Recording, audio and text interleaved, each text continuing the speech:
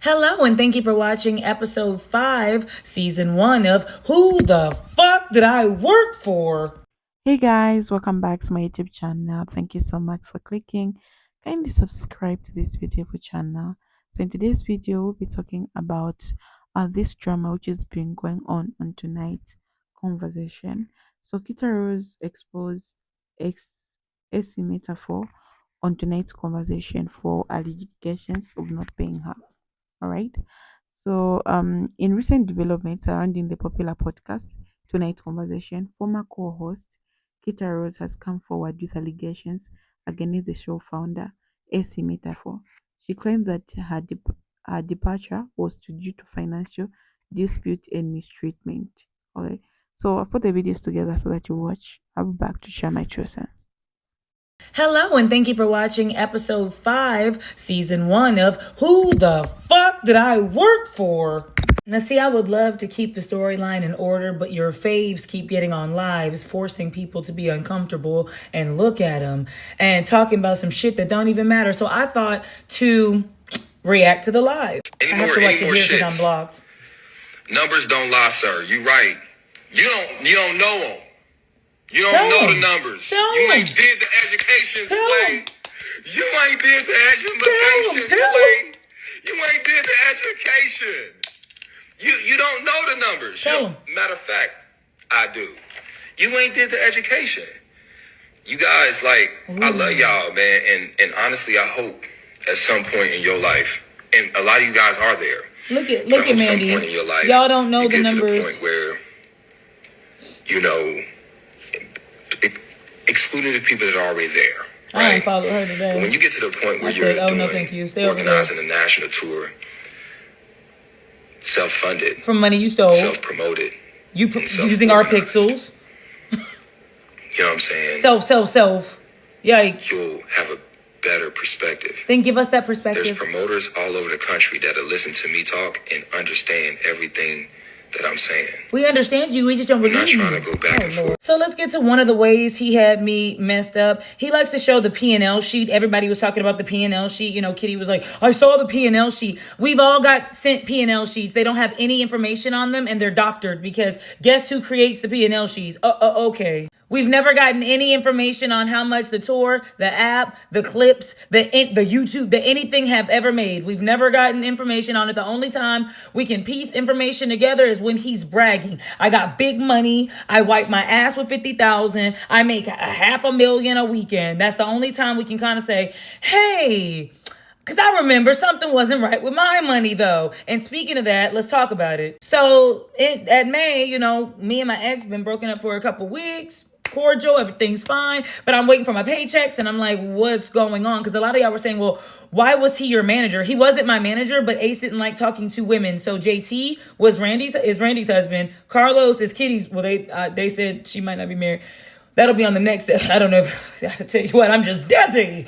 Carlos, and then there was Kel, my boyfriend, but he wanted to speak to a man because he said that women don't quite get it. They don't quite get it. And it's easier to talk to the men, even if the men don't know what the fuck you're talking about. So usually we just send them off to have the conversation and then get the information conveyed, right? So they never talked about this. Not to me. That's why it was done behind my back. And apparently after I signed the contract, he changed things up to where we had to buy our own plane tickets. We had to buy our own hotels and there were no more rental cars. All that used to be given to us. Now it was taken away. So he was like, what we can do, I guess to him, to Kel was what we can do is make a deal to give you in advance so that you can pay for these things. And then we'll just take it from her shows in the back end. Okay. Even if that was the case, even if I would have been okay with some dumb shit like that, and I absolutely wouldn't have, because why am I paying to work? Is this 12 years of slave? Even if I would have been okay with some dumb shit like that, why send it to his personal bank account? All the money has been sent to my bank account. Would it be because when I checked my bank account, I'd have been like, what's this for? So his manager writes back and says that attached is a promissory note. The promissory note isn't signed. The promissory note just basically says, I promise to pay, but it isn't signed. No one freaking signed it, not even the ex. So who promised to pay you. Every time you ask about the money, it's we going bankrupt, we don't have it, I'm losing, I'm redlined. Every time you say, well, I'm sorry you're having money issues, it's I'm not having money issues, I got big money. So you never quite know. That's why he was shaking and flailing. Also, I'd like to talk about the public support of my colleagues, right? The people that I've been on the pod with. I've never asked for public support. I never said, you better like this comment or say this or that. I stand alone because I can stand alone. I don't need anybody to say I left because of, or I believe her, or I had these kind of conversations. All I need people to do is when I'm lying, stop me. Contracts were changed out the blue. New changes couldn't happen so fast. They couldn't be put on the contract. Every single day was a mess of like, what? So yes, most of the time he did pay on time, with exceptions, as he stated. You can write the manager, complain, say this isn't right, wait, what's going on? All you're gonna get is a long, drawn out response that the same shit that he's gonna tell you, but long and drawn out with big words. Now, I still haven't gone over the fact that he called me several times to get a hold of my merch, right? He wanted my merch. He wanted to take control of it. Even though I said I already had a crew, I already had my situated, I did not need help. He called me every single day until I said, okay.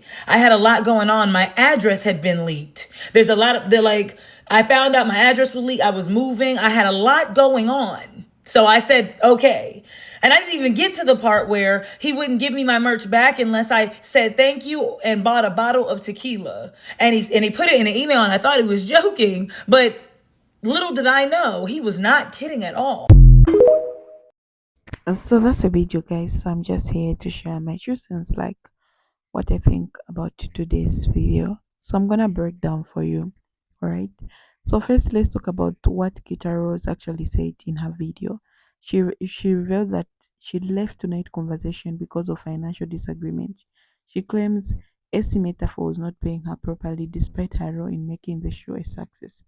Not only that, but she also hinted a toxic work environment where employees were allegedly mistreated. If you've watched tonight's conversation, you know that the discussion gets deep and the hosts bring a lot of personality to the table. Kita Rose was one of the most um, fan favorite, and her chemistry with the cast was undeniable. Now imagine finding out that behind the scenes, things were not as smooth as they seemed. Kita is making it clear that she didn't just walk away, she was pushed into a corner where leaving was an only option. Now, of course, there's two sides to every story.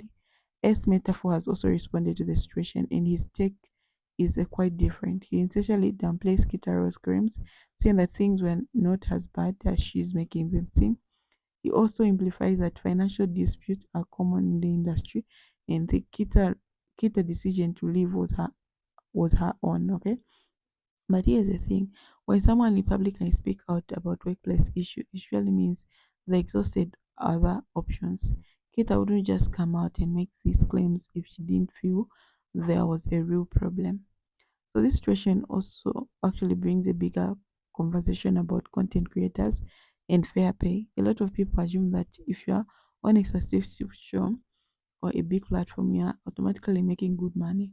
But the reality is that many creators, especially women, are underpaid or not paid at all for their work. If Keta Rose is telling the truth, then this is another example of powerful platform taking advantage of talent without properly compensating them. It also raises questions about how AC Metaphor runs his brand when weather co-hosts have faced similar issues. At the same time, we have looked at both sides. Could there be misunderstanding? Could this be of personal failing out rather than a financial scandal? That's something I have to consider.